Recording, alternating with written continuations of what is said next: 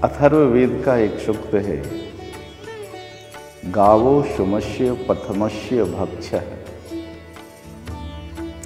गावो अर्थात गाय से प्राप्त द्रव्य। गाय दृश्य रूप में 3 तरह के गव्य हमें प्रदान करती है, गोमय, गोमूत्रे और क्षीरम, जिसे सामान्यतः दूध भी कहते हैं।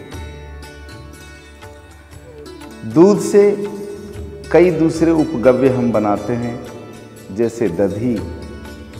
दधी की मंथन क्रिया के बाद उसमें से मक्खन निकलता है। मक्खन को गर्म करने के बाद वह घृत में बदल जाता है और इससे एक दूसरा गव्य प्राप्त होता है, जिसे हम छाछ कहते हैं। मोर, मज्जिगा आदि से संबोधित करते हैं। अथर्ववेद के इस सूक्त का भाव है गावो अर्थात गाय से प्राप्त द्रव्य।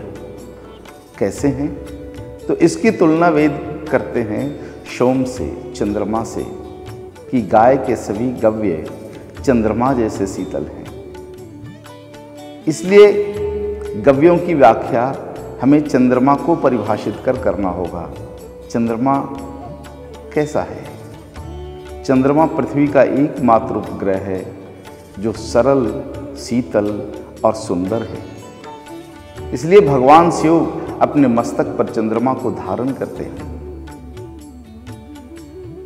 इसलिए शिव ही सत्य है, शिव ही सुंदर है, शिव ही सरल है। गाय के सभी गव्य शिव की तरह, चंद्रमा की तरह सुंदर, सरल और शीतल हैं। इसलिए वेद का यह शब्द कहते हैं प्रथमस्य भक्ष्य।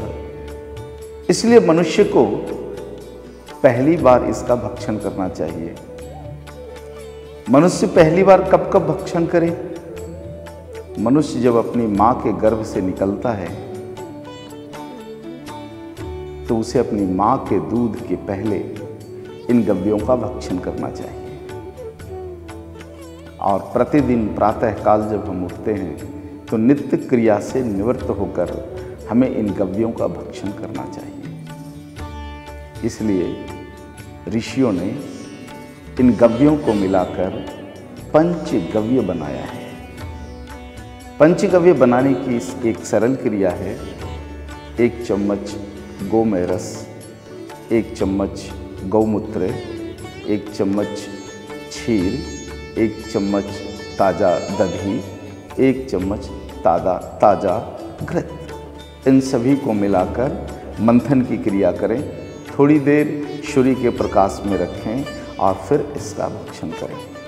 यह हमारे शरीर के सभी भौतिक तत्वों का संतुलन करता है और हमारे शरीर को निरोगी रखता है।